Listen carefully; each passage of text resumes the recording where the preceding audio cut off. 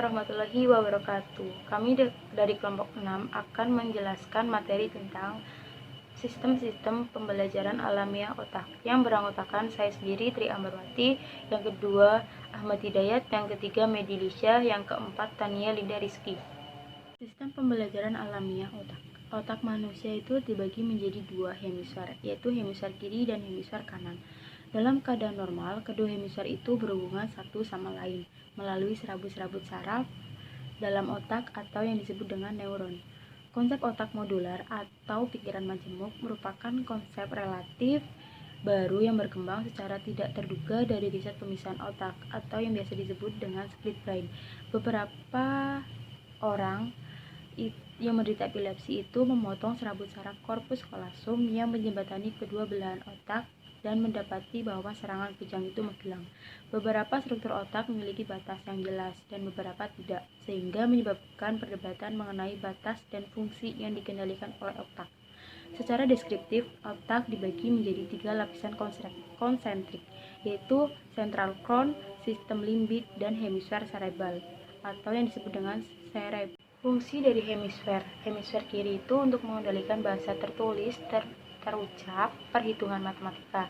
Sedangkan hemisfer kanan itu hanya dapat memahami bahasa sederhana. Kemampuan utamanya itu untuk melibatkan konstruksi spasial dan penginderaan pola. Di sini saya akan menerangkan keunggulan metode alamiah. Keunggulan metode alamiah seperti halnya pendekatan yang lain. Dalam pengajaran bahasa, metode alamiah memiliki keunggulan-keunggulan di samping kelemahan-kelemahannya. Keunggulan utama dari metode ini terletak pada tujuan komunikasi yang diembannya. Siswa akan belajar komunikasi dasar interpersonal sejak dini. Metode alamiah juga sangat efektif digunakan pada tingkat dasar di mana silent period akan berfungsi. Dalam pendekatan ini, siswa tidak perlu mengatakan sesuatu kalau mereka belum siap untuk itu. Atau dengan kata lain, selama dalam masa ini siswa tidak akan dipaksa melainkan mengamati situasi-situasi bahasa yang terjadi di sekitarnya sampai mereka siap untuk berbicara. Keunggulan lain dari pendekatan ini terletak pada suasana santai yang dirasakan oleh siswa di dalam kelas, karena mereka tidak akan dipaksa untuk berbicara dalam bahasa target. Siswa tidak mengalami ketegangan sehingga mengurangi adanya pengambilan resiko pada saat siswa sudah mengalami kemajuan. Yaitu kekurangan metode alamiah. Kelemahan atau kurangan yang paling jelas terlihat pada metode ini adalah kurangnya konsentrasi dalam peningkatan kecakapan para siswa. Jelas metode ini membatasi tujuan kecakapan sampai pada taraf preformasi yang agak rendah. Kelemahan lain metode ini adalah bahwa para siswa tidak diberikan umpan balik kolektif yang mereka butuhkan demi peningkatan kecakapan mereka, mengabaikan umpan balik koreksian dan memberikan sedikit sekali alokasi waktu untuk pelajaran tata bahasa sehingga kesalahan-kesalahan yang dibuat oleh siswa tidak menjadi perhatian guru dan dapat mengakibatkan pembantuan kesalahan. Selain itu, guru dituntut untuk kreatif dalam kelas untuk memberi pemahaman pada siswa. Penggunaan informasi non-linguistik yang sangat diperlukan untuk membantu siswa menerima input sehingga guru yang tidak memiliki kreativitas kurang cocok menggunakan pendekatan ini dalam pengajaran bahasa asing. Baik, di sini saya Tania Linda Rizky ingin menjelaskan sedikit tentang unsur yang ada dalam sistem pembelajaran alamiah otak. Nah, dalam sistem pembelajaran alamiah otak itu ada beberapa unsur di dalamnya yang saling menyatu dalam pembelajaran, yaitu ada pembelajaran emosional, ada pembelajaran sosial, ada pembelajaran kognitif, ada pembelajaran fisik, ada pembelajaran relatif. Nah, yang pertama adalah pembelajaran emosional. Pembelajaran emosional. Nah, berpikir positif itu sangat berpengaruh bagi kemampuan atau kelangsungan sistem kerja otak. Sama halnya dengan emosi, emosi juga berpengaruh dalam kelangsungan belajar anak didik atau peserta didik. Nah, jadi jika emosi anak itu baik, maka anak itu akan mudah menyerap ilmu, akan mudah memahami pelajaran. Berbeda jika emosi anak itu sedang tidak baik atau sedang tidak senang, maka anak pun akan susah untuk menerima pembelajaran atau menerima materi tersebut. Nah, yang kedua ada sistem pembelajaran sosial. Nah, dengan adanya sistem pembelajaran sosial ini, anak itu akan memiliki kemampuan untuk bersosialisasi, untuk berhubungan sosial. Dan dengan adanya sistem pembelajaran sosial ini, anak itu dapat melatih sosialnya, melatih berhubungan sosialnya sesuai dengan tuntutan yang ada di dalam lingkungannya. Nah, yang ketiga ada sistem pembelajaran kognitif.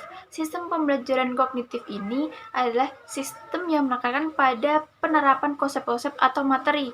Nah, pada sistem ini itu sangat membutuhkan perhatian yang khusus. Kenapa? Karena pada sistem ini itu akan terjadinya atau sedang berlangsungnya cara membaca, menulis, dan berhitung dan sebagainya. Nah, kemudian yang keempat adalah sistem pembelajaran fisik. Nah, dengan adanya sistem pembelajaran fisik ini berarti siswa itu atau peserta didik itu diberikan atau diajak secara langsung untuk melihat atau belajar secara nyata, melihat fenomena nyata yang akan dipelajari. Dengan sistem pembelajaran fisik ini dapat diharapkan peserta didik dapat belajar secara aktif. Baik, yang kelima atau yang terakhir itu ada sistem pembelajaran reflektif. Jadi, anak itu biasanya memiliki keinginan tahu yang tinggi. Nah, dengan sistem ini, itu anak mendapat memenuhi hal tersebut. Maksudnya kayak mana? Yaitu dengan guru memberikan pertanyaan atau mengulas lagi akan materi yang sudah diberikan, atau memberikan kesempatan siswa untuk bertanya atau memberikan suatu kesempatan untuk menunjukkan siswa itu ingin tahu dan sebagainya. Nah, baiklah, di sini saya Medilisha akan melanjutkan materi yaitu tentang penerapan sistem pembelajaran alamiah di sekolah. Di strategi pembelajaran dengan sistem pembelajaran alamiah otak itu yang itu sistem pembelajaran emosional, sistem pembelajaran fisik, sistem pembelajaran kognitif, sistem pembelajaran sosial, sistem pembelajaran reflektif. Nah, itu semua tuh bisa diterapkan dalam kurikulum 2013. Menurut hasil penelitian pun bahwa strategi pembelajaran efektif itu sesuai dengan sistem pembelajaran alamiah otak yang dapat diimplementasikan dan sudah sesuai ketuntasan belajar pada kurikulum 2013.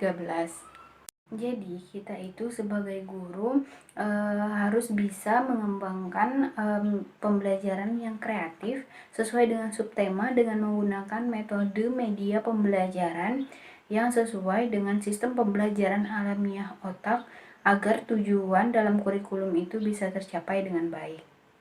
Fakta yang terjadi dalam aktivitas pembelajaran itu masih bersifat monoton sehingga motivasi belajar siswa pun masih rendah dan pasif.